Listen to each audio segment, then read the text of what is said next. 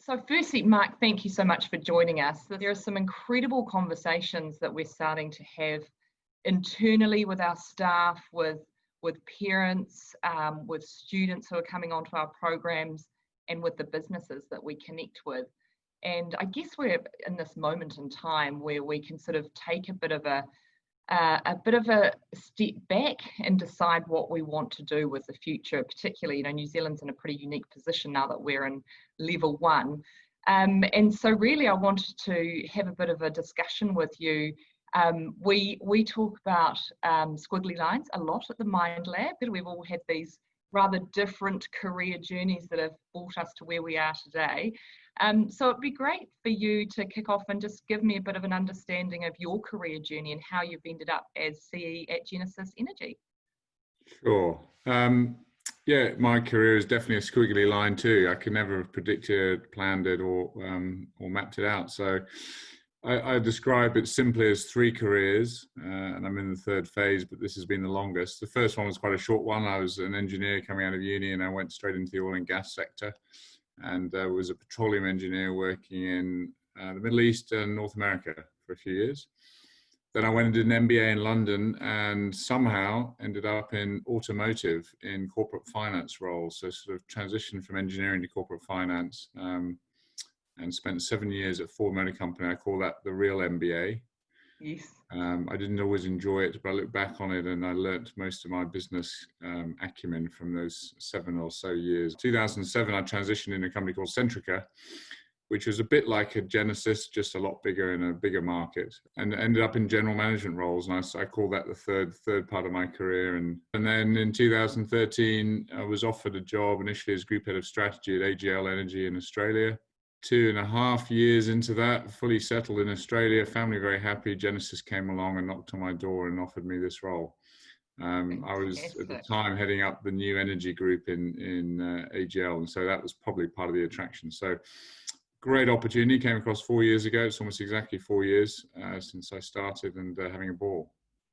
Can you remember any moments in time where you felt suddenly there was quite a pivot in your career? I had a pivot or just read or more clearly define what I wanted to do is probably where I'd answer that question. I mean, I had a very formative boss in my Centrica days. He was a big believer in me. So I think, at that point in my career, I was a junior employee moving around organizations doing different things. And he said, you can do all sorts of things. And he gave me opportunities to develop. And I think I always say to employees in Genesis, you need someone at some point in your career to take a bit of a punt on you and to see something in you that, you wouldn't be seen for if you just went and interviewed for a job. I think another one was, having been in finance roles, engineering roles, I thought I could work in pretty much any sector. And there were times, probably back 2010 to 2012, where I thought, well, I might move companies again, I might move sectors, I could go wherever I wanted. But a key moment for me was realizing the opportunities in the energy sector. At the time, I thought for the next 15 years, but I think even longer than that, which is the technological shifts that are happening, the digitization of everything. And the other one is distributed energy.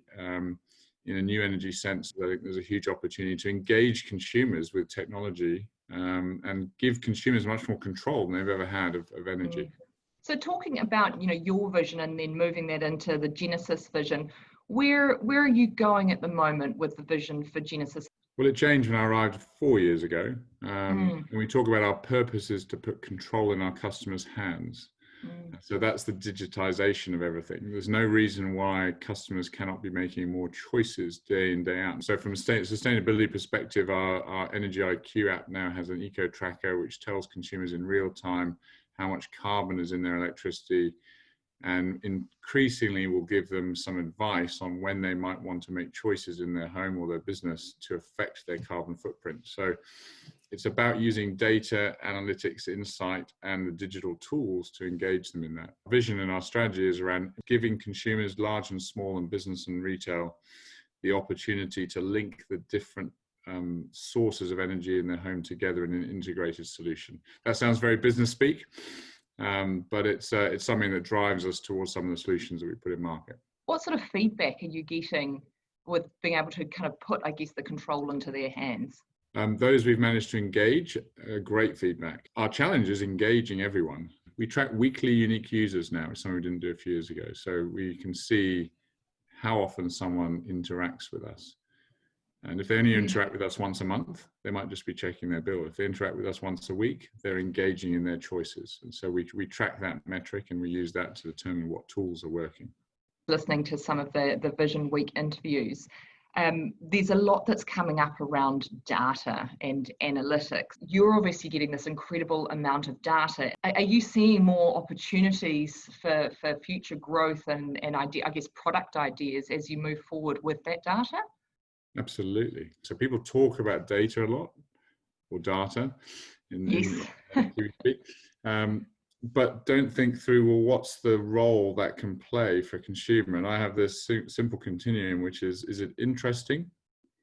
Is it insightful? Or is it intriguing? Interesting was when retailers produced apps that showed you your historical consumption from the smart meter, what you consumed last Tuesday. That's interesting, but there's kind of, well, so what?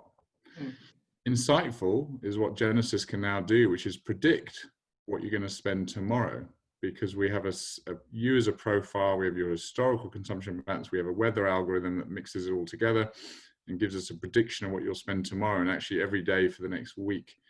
That's insightful, but there's still a bit of a so what. And we're now working on what's the intriguing thing we can do with that to give customers some advice and true knowledge that they can make decisions with. We need to think through that, to me, continuum from just interesting reporting of data and then all the way through to intriguing and giving people a reason, consumers reason to come back for more. That's where the value exchange comes in as well, that it's not just Genesis Energy saying, well, we can get insights and we can do something with it, but it's actually what can we do to then give that back to the customers, that they feel, I guess it comes back to what you're saying about that control as well, that they can do something with it. For years in our sector, we just use the data for internal purposes. Yeah. So there's lots of examples of that where companies are very good at using the data, but haven't thought through how they use it with consumers. Yeah. Is there an opportunity, or have you already engaged with schools with regards to your School Gen program and giving access to those schools around the data? Or you talk about, and we do as well, the innovators, the problem solvers of tomorrow, the creativity that comes out of the children is phenomenal. I'm wondering if there is anything happening there to give that data to the children to have a look at it and see what they could come up with. Absolutely. I mean, that's where School Gen started, actually, as a program to put solar panels on school roofs, and then provide the data to the schools so the students could use it and understand the interplay between production on your roof and the general market and so on. So absolutely, fabulous. The data, and we're still the School Gen Trust is still awarding solar panel installs to schools around the country every few months. And that data becomes available. Absolutely. I think we need to think through again, this is note to self, how we reinvigorate that part of it. School Gen's also gone into STEM resources and various other things that schools need to support technology understanding, if you like. But I think the data is a really important component of it. Yeah. Now, moving on to COVID-19 and how Genesis Energy as a business has moved forward. The discussion we're having in Genesis right now is how do we take all the learnings and around the positive things we've taken from that period and mix and match them with the good things from the old normal and create this new normal that allows us to progress forward even more with even more strength and power than we had before. So there's some awesome things. Just Zoom calls, the way we use it now has changed, and the muscles we've developed. If I wanted to get my 100 to 150 odd leaders around the country together for a dissemination of information, which of course CEOs love to do every now and then, I'd have a conference once every 6 or 12 months, and we pull people together somewhere around the country, plan an agenda, maybe get a visiting speaker, and lots of effort will go into that. What I learned in lockdown, because I had one of those planned, I was going to do a road show rolling around the country when I couldn't do it because of lockdown. I did it through video. And brilliant. I actually got more engagement from people, more questions from people, and I was able to reach out to more people as a result. That's a great example of something we learned, and I certainly learned, that we'll continue to replicate. How do we work in this new normal? What can we pull in from the learnings, but make sure we don't lose the good things that we had before as well. And the hybrid model, as we kind of call it, is going to be harder in some ways, because it's less black and white, it's more grey, more ambiguous. But if we do it well, we'll all be in much better shape. Because everyone's learnt individually, but we've got some principles at Genesis, and one of them is team first. So we've got to be careful it doesn't become individualized. So we talk about the outcome, which is we need great outcomes for the business, for our customers, for our stakeholders. And how do we get the best outcomes from working in a hybrid world as opposed to just what's best for me? Yes. And so those are the sort of debates we're having around the company. Great. And what about you personally? How have you found it and your life? Has anything sort of majorly changed? As you can tell, I'm at home at the moment. So, you know, I have an office back. So I gave up my office to go into open plan 3 years ago. Right. And offices are barriers to collaboration, but they are a tool that is quite useful when you need to get things done. So CEO, I've got a bit more control back. I can spend a day like I'm going to today without people tapping me on the shoulder every half an hour for a chat. But I recognize my role as CEO, and I think all leaders, is to be available too. So you have to make yourself available and not just hide in your office, whether that office is at home or at work. I think the other thing for me, I've had more access to more politicians and more speakers because of various calls where you can dial in and just listen. Our CEO here, Francis Valentine, and myself, we've been talking about that during lockdown, we joined many calls, and it was almost like our own professional development that we were doing throughout lockdown. Now, have you had any kind of thoughts about how retraining or upskilling or giving, you know, your staff access to be more curious, be more creative, and kind of open their minds going forward? Yeah, so I mean, we are going to be bringing speakers into the organization. We had one the other day. We had Rod Drury come and speak to our leaders. You know, so again, where I've benefited from that because of Business New Zealand pulling politicians in, our leaders or employees can benefit from us bringing speakers in too. So I think we can bring the outside into the company more, as I said, in the same way, without people having to mobilize and go into town or go into a particular meeting room. And it's not just about video calls. I think there's other things too. You know, I think we found that the more, and we knew this inherently, but we saw evidence of it, the more flexibility you give people and trust them to be productive, the more productivity they give you back. And that's a really important learning from this whole phase. And we're an organization that aspires to give autonomy. But to give autonomy, you've got to have trust, because you've got to trust that productivity will come from it. Now, I'm sort of thinking more blue sky and very much directed at Vision Week. When you're thinking about the future of New Zealand, what do you want to see? What are those objectives, aims, or even thinking outside of the box? What would you love to see New Zealand do going forward? New Zealand has so many advantages. I worry that New Zealand won't maximize the opportunity. But New Zealand has some inherent advantages. And one of them, to me, having been in bigger economies and markets and more crowded environments, is that as a relatively low populated but large landmass country with well-developed infrastructure, over the next 20 years, New Zealand will grow faster than most OECD countries if it chooses to. With that comes the opportunity to develop as a country with technology in mind and with a vision for where it's going to be in 10 years, not where it is now. I'll give you one example of that. I've felt for 3.5 years now, it would be awesome if Auckland set a goal to be the world's first autonomous transport city.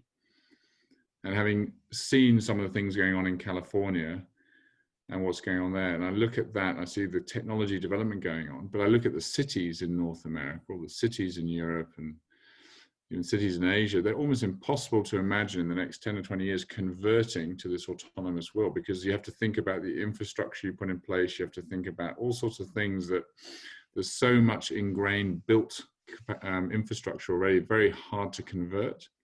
You could start with a new city and do it, but in Auckland or a Wellington or even a Christchurch, are not so big, but they are going to grow over the next 10 years. That if you started now and you had a strong vision, and on that one particularly, it would attract tech jobs, it would engage universities in R&D, it would create a vision for where we're going. I think that's our opportunity. That's the competitive advantage for New Zealand, but we need to have those visions. And that's just one example.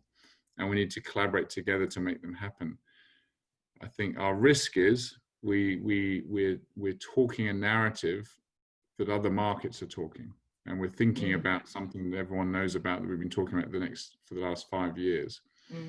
But the opportunity is there. The other opportunity for us, not related specifically to technology, is to decarbonize our economy with electricity. And it's self-interested, so I have to be careful how I say it, but we are one of the most renewable electricity sectors in the world.